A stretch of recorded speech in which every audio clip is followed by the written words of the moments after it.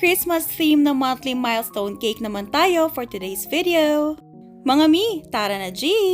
Gaya nga ng sinabi ko sa mga previous videos ko, hindi muna ako tumanggap ng mga Christmas cakes dahil sa dami ng ganap ngayong buwan na ito. Sobrang busy talaga, as in hindi mo na maisingit talaga ang mga gawain aside sa mga matagal nang nakabook sa akin.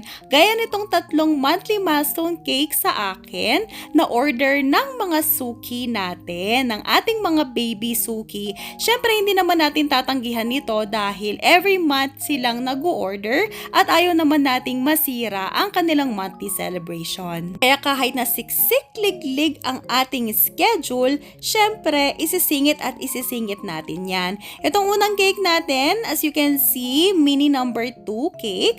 Meron tong inspiration dun sa nauna kong ginawa, pero pinapalit lang niya ng color na red and green para naman maging pang Christmas daw siya. So lahat ng nilalagay natin na details dyan ay fondant details, pati yung butterfly, macarons. And yung butterfly dito, since wala akong molder, mano-mano ko lang siyang ginawa.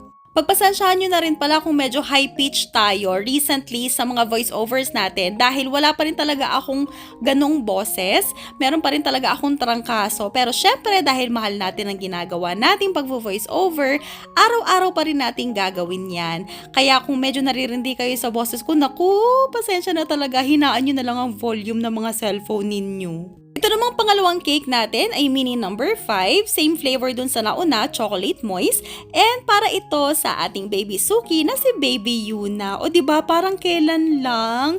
5 months na siya, grabe. Nung nagbinyag nga siya last month, sa akin din sila umorder ng cake. Kaya tuwang-tuwa talaga ako na gustong-gusto nila ang cake natin. Happy 5th month sa'yo, Baby Yuna! Almost similar lang ang design nito dun sa nauna nating cake. Ang difference lang is yung mga fondant toppers natin. Bali red and green din ang theme natin and kaya white ang icing ng base cake natin para naman lumitaw ang mga design ng toppers natin. Bali Santa hat, Christmas tree, gift, at itong candy cane ang nilagay natin. Wala namang na inspiration design sa atin si ma'am. Bali sabi niya lang kahit ano, basta Christmas theme. Kaya ito ang naisip ko. Ang cute-cute nila, diba? Lalo na yung Christmas tree. Nalagyan ko na rin ng sprinkles para mas masaya. Dito naman tayo sa last but not the least na number 5 large size na cake natin. Ube moist pala ang flavor nito at yema ang kanyang filling. Medyo nag-color green lang ng konti ang kulay ng cake natin pero ube pa rin naman ang lasa niyan. Hindi naman naapektuhan sa lasa. Bale, Christmas theme din ito na merong mga fondant details and ang main character natin sa cake na ito ay si Christmas elf. Red and green ang icing na nilagay natin para naman mas masaya ang kulay niya. Meron mga na inspiration design sa akin tapos pinagsama-sama ko na lang based dun sa preference ng customer natin.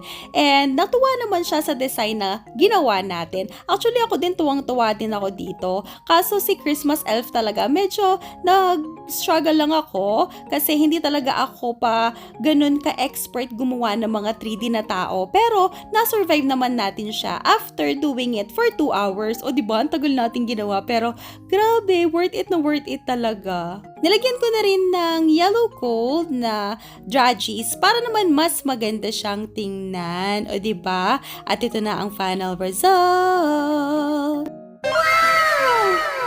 O diba? Ang syala ng mga cakes natin, napakasarap tingnan sa mga mata. And that's it for today. See you on our next video. Bye!